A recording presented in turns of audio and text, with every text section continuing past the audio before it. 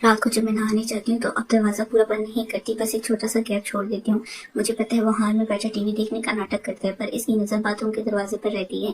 मैं अंदर साबुन लगाते वक्त जोर जोर से गुनगुनाती हूँ ताकि इसे पता चले मैं अंदर हूँ। कभी कभी जानबूझकर लाइट जल्दी छोड़ देती हूँ ताकि साया दीवार पर पड़े। हेलो दोस्तों, मेरा नाम राधा है। उम्र हो गई 42 की, पर जब गांव से शहर आई थी ना तब भी लोग पीछे पड़ जाते थे, आज भी पड़ते हैं। लोग कहते हैं राधा भाभी तो आज भी 32 से ज्यादा नहीं लगती। मैं हंस देती हूँ पर अंदर से मजा आता है। कमर अभी 48-49 की है। साड़ी के पल्लों में मेरे हाथ से ज्यादा खुद ही फिसलते रहते हैं और चलती हूँ तो लोग कहते हैं अरे भाभी की चादर में तो कुछ और ही बात है।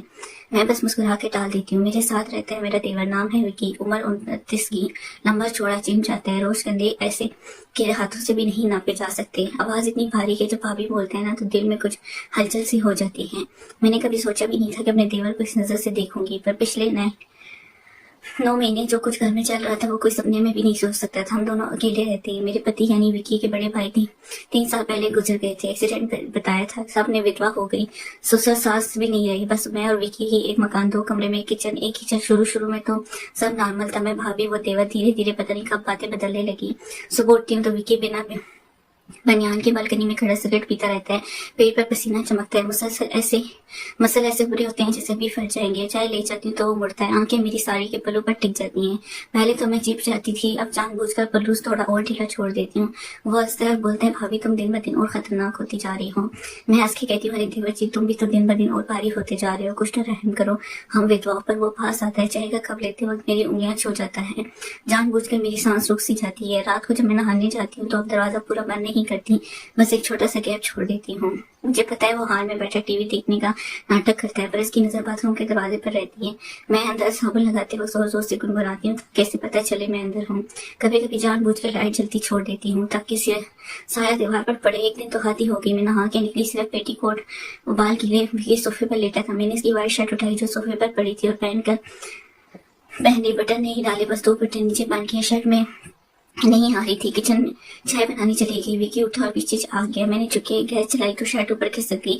मैंने बनावटी गुस्सा किया कि क्या देख रही हो। वो पास आया, मेरी कमर पर हाथ रख के बोला भाभी तुम्हें पता है ना तुम क्या कर रही हो। मैंने इसकी ऊपर हाथ रख के धक्का दिया, हल्का सा हटो बदमाश, चाय पी लो। पर इस दिन के बाद में कुछ और हो गया। वो रात भर मेरे कमरे के बाहर टहलता, मैं भी दरवाजा खुला छोड़ देती। कभी कभी वो अंदर आ जाता, मेरी बगल में लेट जाता, कुछ नहीं बोलता, बस हाथ मेरे हाथ पर रख देता।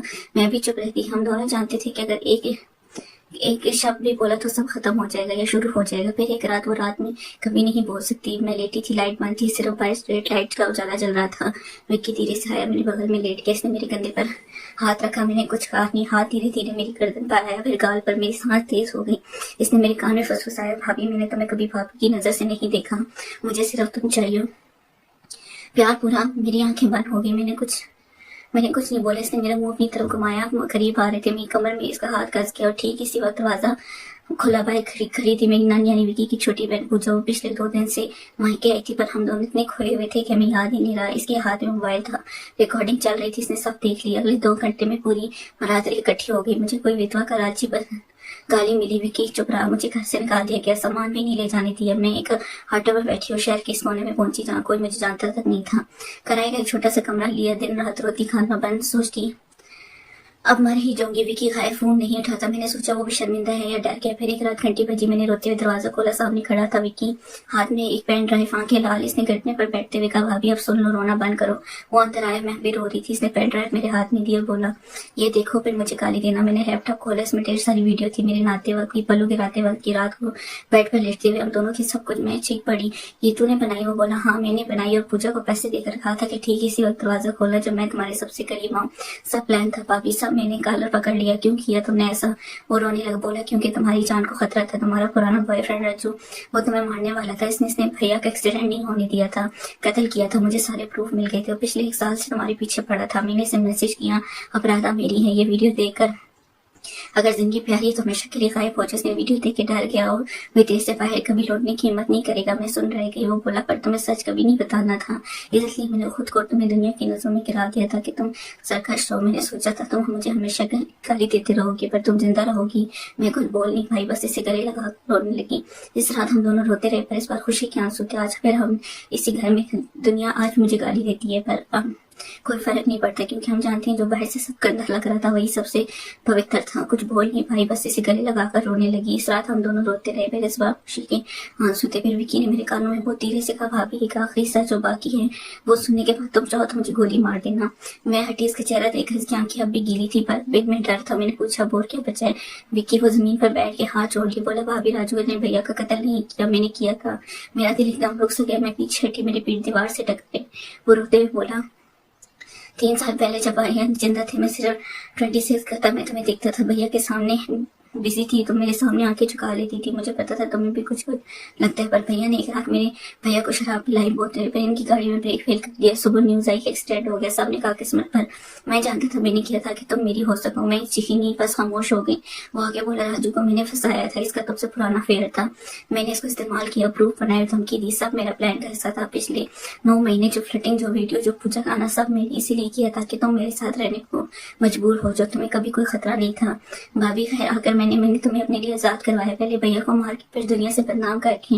मैंने इसकी आंखों में देखा, अभी मैं पागलपन था। मैंने धीरे से पूछा, तो वो खड़ा हुआ, मेरे करीब आया, बोला, तुम अब मेरी हो पूरी तरह। दुनिया भी मान चुकी है कि तुम मेरे साथ हो, पीछे मुड़ने की कोई राह नहीं। मैंने मुस्कुरा दी, पहली बार इस साथ मैंने सच में मुस्कुराया। फिर मैंने अपना फोन निकाला, जो पिछले 3 मिनट से रिकॉर्डिंग पर था। इसकी सारी कबूलियत, इसकी सारी सच सब रिकॉर्ड हो चुकी थी।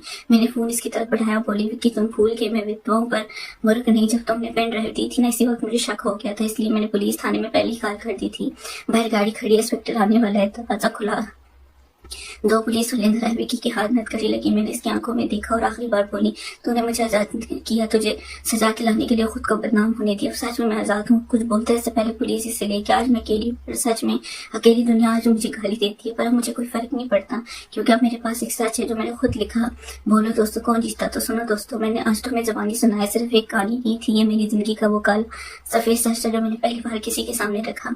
अब मैं चुप नहीं रहूंगी। अब हर हफ्ते इसी से सच्ची कहानी लिखने वाली, कहानी जो दिल को हिला दे, दिमाग को चकरा दे और अंत में सच का वो तमाशा मारेगी, तुम रात भर सो ना सको, वो मैं तुम तक पहुंचाती रहूंगी। नाम रखा है मैंने इन कहानियों का गीता की कहानियां। अगर तुम्हें आज की ये झटका पसंद आए तो तुम चाहते हो कि हर बार तुम्हारे लिए ऐसी तूफान लाऊं, तो अभी नीचे लाल वाले सब्सक्राइब बटन दबा दो, घंटी को ऑल पर कर दो, इस वीडियो को लाइक और शेयर कर दो अपनी हर इस दोस्त के साथ जिससे लगता है कि सच झेल सकता है, क्योंकि अगली कहानी इससे भी ज्यादा खतरनाक होने वाली है। मिलते हैं अगले हफ्ते, तब तक अपना ख्याल रखना। हाँ, रात को अकेले में दरवाजा जरा ठीक से बंद करके सोना। कभी कभी जो सबसे करीब लगता है वो सबसे खतरनाक होता है, जैसे गीता की कहानियां का सच का दूसरा नाम।